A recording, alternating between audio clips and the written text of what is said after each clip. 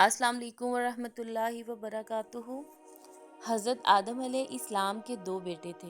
بڑے کا نام قابیل تھا اور چھوٹے کا نام حابیل تھا۔ جب حضرت آدم علیہ السلام دنیا میں تشریف لائے تو اکیلے تھے۔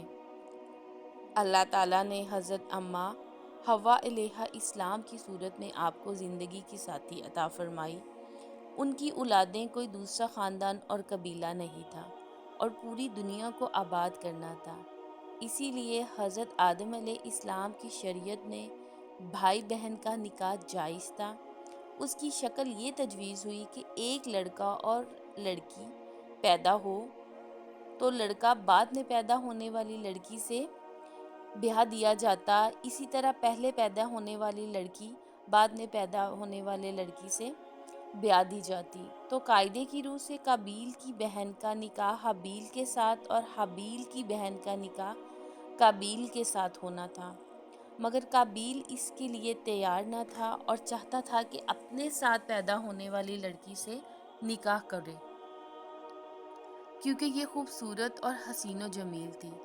حضرت آدم علیہ السلام نے منع بھی کیا مگر وہ نہ مانا، تو حضرت آدم علیہ السلام نے دفع نزاع کے لیے دونوں کو قربانی کی تلقین کی اور کہا کہ جس کی قربانی اور نظر قبول ہوگی اس کی خواہش پوری کر دی جائے گی۔ چنانچہ حابیل ایک بھیڑ بکری پالنے والا انسان تھا، اس نے ایک بکرے کی قربانی دی، اور قابیل ایک کاشتکار انسان تھا، اس نے کچھ غلہ کی قربانی کی۔ اس زمانہ میں قربانی کی قبولیت کی یہ علامت تھی کہ جس کی قربانی قبول کی جاتی آسمان سے آگ آ کر اسے جلا دیتی۔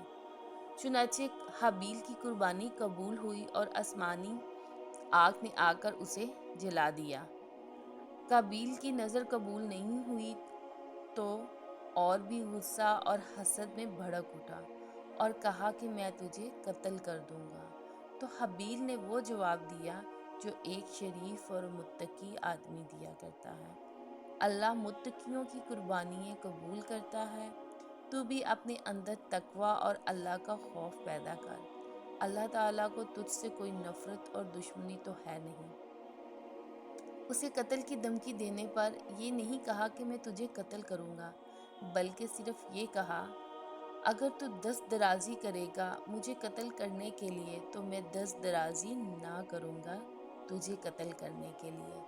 بے شک میں اللہ تعالیٰ سے ڈرتا ہوں جو سارے جہاں کا رب ہے۔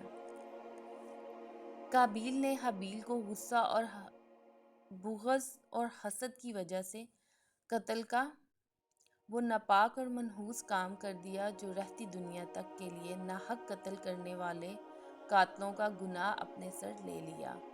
چونکہ دنیا میں یہ سب سے پہلا خون ہوا تھا، اس لیے اس کو یہ بھی معلوم نہیں ہو رہا تھا کہ اپنے مقتول بھائی کی لاش کو کیا کرے، اس لیے اس کو اپنے کندھے پر لیے پھرتا۔ اللہ تعالیٰ نے ایک کوے کو بھیجا تاکہ اس کو سکھائے کہ اپنے بھائی کی لاش کو کیسے چھپائے۔